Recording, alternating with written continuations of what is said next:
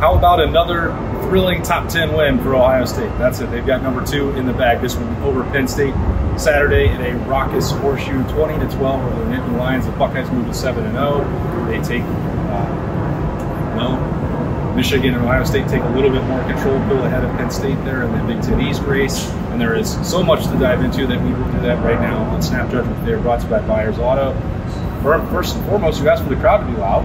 Great job. Before we talk about football, they did that part. That's how this place is supposed to feel. It was loud every time Penn State was on the field. Truly a home field advantage, which I think sometimes people don't always get here because the expectations are so high when you're playing against teams that kind of are crappy. It's hard to get all excited, but great job today by the people who stood up here, over 105,000. I think the important thing, you mentioned Ohio State and Michigan kind of pulling ahead a little bit here. Ohio State had to win today because if things break the way that I think a lot of people believe the Big Ten can, which is Penn State beating Michigan in Happy Valley, Michigan beating Ohio State now holds the key. Because Ohio State in that scenario, that tiebreaker scenario, I don't know why, I don't know how, but Ohio State would win the Big Ten East. And so this was vital today for Ohio State. And you could feel at times that maybe they were a little tight, especially with some of the offensive play calling. You could tell maybe Ryan Day wasn't like feeling confident that the offense could get done when it needed to get done. But every time that happened, they just ran the defense back out there, and holy moly, what a performance. Penn State did not go over 200 yards on the game until the final drive of the game, which I think at that point, a lot of the Ohio State defenders, I think, thought the game was over after the 4th and 30 stop. Yeah. And then Ryan Day decided to just run it into the line 3 times without trying to get a first down. And Penn State still had 2.5 minutes to go when they got the ball back. So that was a little confusing. But, I mean, it is hard for Ohio State fans, I think, and myself included. Sometimes, like, you're so used to the offense being the reason you win a football game. But boy, oh boy, it's fun to just watch a good old defensive aspect.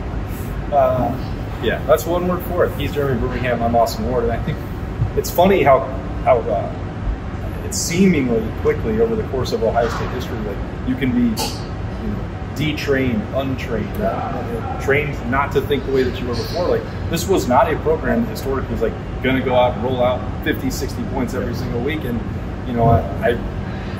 I've mentioned like the 2002 season and grinding it out and all that stuff. Like, that used to be well worth celebrating. Yeah. It doesn't matter as long as you win every one. And I think that there is some part of this that has to be embraced, because if you have Penn State came in as the #1 defense in the country, or depending on the metrics, Ohio State, I think, stamped the flag that this could very well be the best defense in the country. They certainly were the best defense on this field today in the horseshoe, and there's nothing wrong with winning that way. I know Ryan Day's kind of joking about it with me in the post game, like, are you okay with this? Like, he does not care. Like, he does want to score more points. That's his job. That's why he was hired to Ohio State in the first place. But this makes it easier for Ohio State if they know that they can count on a defense start to finish the way that they did today. That was one of the more remarkable third down streaks that you're ever going to see.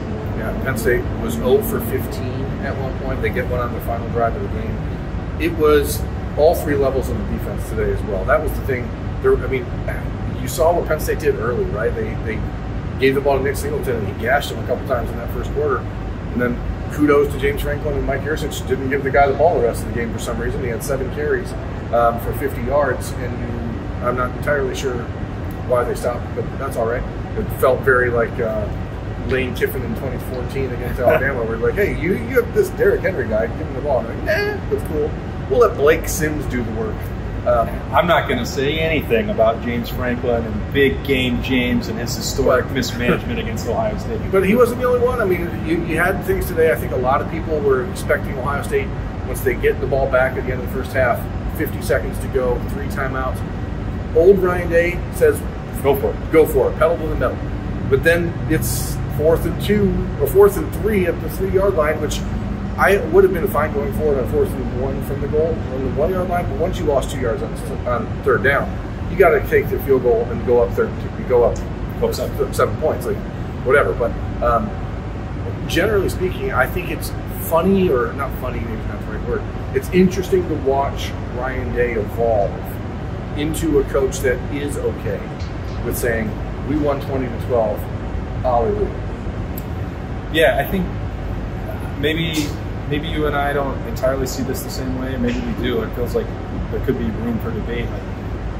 There's a case to be made that through 7 games, you kind of know what the team is. There's only so much more improvement that you can have, but that's also potentially still half of the season in front of Ohio State. So was Kyle McCord perfect with his accuracy start to finish today? Definitely not. The first half was a little rough. Seems like that's his MO all year. So he was much better in the second half. First half, there was the Mayan Williams touchdown drive where it looked like the offensive line was gashing dudes that are big holes, and then there was also regressing back there in the second half and not able to finish out that drive in the red zone. It's like, again, it's another week where you can say, well, up and down, are they going to ever become the offense that Ryan Day has built in the past? And I mean, I still think that it's out there for them. It is fractionally off. You mentioned that you asked Kyle McCord about it, so I'll let you dive into this in a second. But I don't think there's any reason to say Ohio State can't become that. And if they still can, man, they're really scary because of this defense. At some point you'd have to say, enough, it's been long enough. They're never going to fulfill that this course of the year, but I can see that it's close. I have a tough time saying we've reached that point because we still haven't really seen this offense fully operational, healthy, with McCord getting the reps and the experience. Like, they were healthy against Notre Dame, but you were watching a kid in his first road start, like all the things that went into that game. I asked Kyle that question because in my mind I was thinking, what does this look like today with Emeka Egbuka out there? What does this look like with TreVeyon Henderson and the ability to have that little home run threat? The first drive of the game for Ohio State, you see Chip Trayanum on that little screen pass. That's a touchdown if TreVeyon Henderson's in the game. That's probably to the house. There are, but as you said, it's just fraction. There's a slant that Kyle McCord threw to Marvin Harrison in the second quarter, where if it's on time or if it's accurate, it's probably a 65-yard touchdown pass to Marvin Harrison. The first quarter straight. Yeah. I mean, you just have a little bit of things where you're like, man, you have to get better, but you also can't look at a game like this and be disappointed because Penn State came into this game number 1 or number 2 or number 3 in every single defensive category in college football. I know they haven't played a murderer's row of opponents, but you're still playing college one athletes, Division I athletes, college football players, and dominating them. Ohio State's defense was the better defense today, and I think it's important to understand Penn State is a really talented football team. They lose Chop Robinson, who's probably the best edge rusher in the Big Ten, and they replace him with 5-star prospect Dennis Sutton. So, it's not like you have a guy out there who's like, oh, well, we lost our best player, now we can't. This is a really talented roster that Penn State has. I know people may scoff at it because Michigan is so much better right now than pretty much everyone in the Big Ten, week in, week out. Penn State is the second most talented roster in this league. And for Ohio State, the Ryan Day said at postgame, there's NFL guys all over that team for Penn State. And when it comes down to these matchup games, you just got to get out of here with the win. So it's hard to find reasons to be upset with the way this one went. Yeah, you want the running game to be better. Yeah, you want Kyle McCord to be cleaner in the first half, but Penn State's, got scholarships.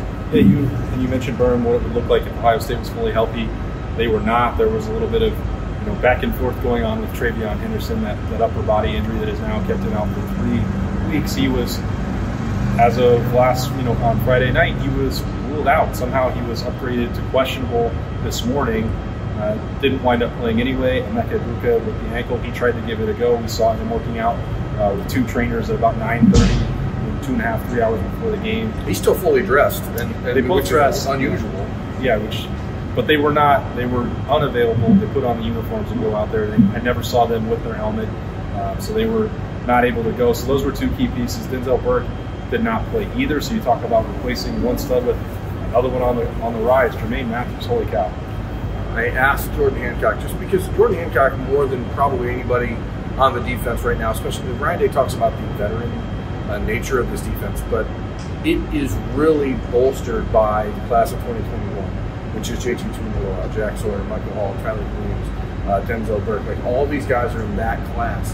And so you're getting an opportunity to see a lot of guys who are third-year guys making a lot of plays. Jordan Hancock is one of those players, but unlike Denzel and Jack and JT and Tyler, he didn't play a lot last year because of injuries. And I asked him, how, knowing what you know, how impressive is what Jermaine Matthews is doing? Just as a true freshman, been put out there in this situation and clamping dudes down. And he had, I mean, there's a couple plays in this game that I think were instrumental to find out. One of them was Penn State dumped a little tight end dump off where Josh Proctor made a bad tackle attempt on a 3rd and 10 or 3rd and 15, and Jermaine Matthews tackles the 6'5", 260-pound tight end. That's a huge play. Like, that's a huge play, and to be in the right spot, to be physical, like, that's hard for a true freshman to do. And Jordan said, you know, there is no limit to where things are going for Jermaine Matthews. They believe he will be the next great one. We made it this far without talking about the actual stars of the game. We should probably end that disservice now. Marvin Harrison Jr. is still very good at football. 11, 162, and the game-clinching touchdown there in the 4th quarter. 2 years in a row that he has absolutely sliced through Penn State. Jerry Emick dropped his stat in the postgame, so now that's 21 catches for Marvin Harrison in the last 2 years against Penn State. 20 have gone for first downs. 21 catches, 340 yards, and 20 first downs. I asked him, were you surprised? Because Penn State wanted to come out and play some man against him. And I said, were you surprised that they played man? And he said, no, they're always confident in their corners. I'm not sure why they wouldn't. And I said, what about 10 catches for 180 a year ago? Is that not enough of a reason to maybe not do that? He's like, well, they're luck. What are you going to do? He's incredible. And, you know, the touchdown obviously is the big one today, the game sealer. But when you're a young quarterback, and I keep saying young quarterback with Calvin Cord because in the big picture, he still is. To have that guy there changes everything. Like, there's maybe not a better recipe for Calvin McCord right now. You have a defense that allows you to not be perfect and still win games. And you have a guy like Marvin Harrison who, when all else fails, you can just throw it to Marv. Yeah, that's a pretty good offensive game plan in those situations. He is an alien, and he continued that. JT Tuimoloau might be from another planet as well. He also had a massive game against Penn State for the 2nd year in a row. The stats aren't as otherworldly as they were in Happy Valley, but he had a huge sack in the 4th quarter that had this place erupting. It was really like, all right, this is in the bag for Ohio State. That's going to be the ball game. Still got a little closer because of the wonkiness that Vern mentioned, but he was just a game wrecker, and there's no higher compliment that you can pay. 4 sacks for Ohio State, all by the defensive line. I'm sorry, 3 by the defensive line. You get Caden Curry with the sack, Kenyatta Jackson with the sack, JT Tuimoloau with the sack. Like, it's nice to see these guys getting an opportunity to play and making an impact, because that's how Larry Johnson will learn to trust them, is when you see Caden Curry and Kenyatta in there. Kenyatta Jackson played a lot early in this game when Ohio State, you know, which was sort of weird because that's when Penn State was running the ball well. You're like, that's an odd time to change it, but I guess it turned out all right. They did such a remarkable job getting Drew Allen uncomfortable up front. A bounce back day for the linebackers. Tommy Eichenberg led the team in tackles, Phil Chance second, Corey Simon making plays. It's probably, I mean, it's by far the most complete defensive performance we've seen since the 2019 season.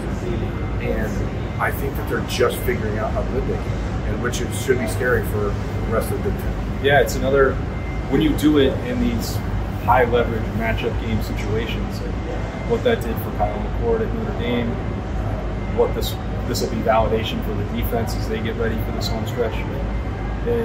It's already tempting. It's in the back of my mind. I was thinking, well, boy, how is Michigan, even with all they've done on the ground, like how is this going to work? How are they going to find success? I'm going to resist that now. I'm going to try and do better. There's a matchup next week on the road against Wisconsin that must come first, but I think after today, this is setting up for a classic. And if the last couple of years have been marred by questions about toughness, questions about the defense, the ability to get third down stops, doing what Ohio State did against Penn State today, boy, should that quiet a lot of that. Yeah, I mean, there's plenty of time to nitpick down the road of the little things, and Ohio State will do that. Ryan Day will find the tape and figure out what exactly they did wrong on offense, where they couldn't capitalize in the red zone again. Obviously, you saw the effort with Devin Brown in there to have that sort of balance the offensive attack. And it did a good job. He ran his ass off, on that the play he got hurt on. A rolled ankle, according to Ryan Day, so looked like it could have been worse. He was taken on a cart upstairs, and to your point, where I'm like, I still would say I'm not a massive fan of rotating quarterbacks, but it was definitely effective when Devin Brown was in there, so you'd have to say that's a positive. They wanted to use it in the 4-minute drill. Which would have been nice because, again, as I said, I think the defense thought the game was over when they got the ball back with 4 minutes to go, and then they had to go back out there. I know that I watched Caden Curry walk off the field after the Penn State touchdown, and he was furious. That's the kind of thing that I don't think we've seen in the last couple of years. Those guys were very upset when they gave up touchdown. Kudos to Caden Saunders, a Columbus kid from Penn State, coming into the horseshoe and catching a touchdown. That's pretty awesome. I guess if there's one Penn State guy that's catching it, I'd like it to be Caden. You're so generous. Yeah, I think, you know what's weird? This is gonna sound great. I think the play of the day was Jesse Mirko hitting a 70-yard punt. When the Buckeyes, I thought for sure he stepped out of bounds. I was watching him like as he caught it, and then you don't step out of bounds, don't step out of bounds. But for him to hit it, because his previous punt was not good, and steps up and hits a 70-yard punt to change field position and completely change what Penn State had intended to do at that point. And that was a huge play that we don't talk about the punt, but it's 2002 all over again, baby. I do, baby. I'm living 2002. I said all week. Andy Groom, baby. Special teams. Yeah. Punt is the most important play, and Berm, well, he's there with me. That was a game-changing play for the offense. The Buckeyes get the ball at the 7-yard line or 10-yard line and move the ball 20 yards and then go backwards 20 yards. And then what the world is going on here? Talking about nitpicking, another penalty.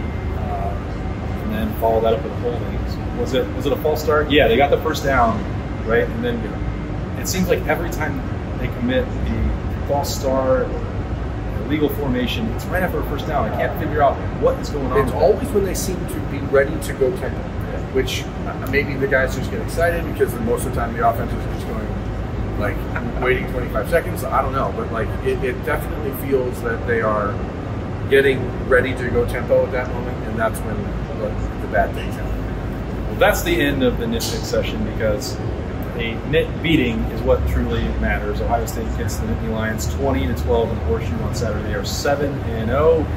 They're just crushing Big Ten East dreams in here as they did to Maryland a couple weeks ago. Huge win, and they go on the road next week to face a team out west at Wisconsin, a primetime game at Camp Randall. So looking forward to week number 8, game number 8 for Ohio State. Full coverage of that coming on the podcast. We'll have some snap judgments there as well. They're brought to you by Byers Auto. If you're looking for new or used car, the best place to go is Byers Auto. 20-12, Ohio State's a winner. He's Berm. I'm Austin. Talk to you later.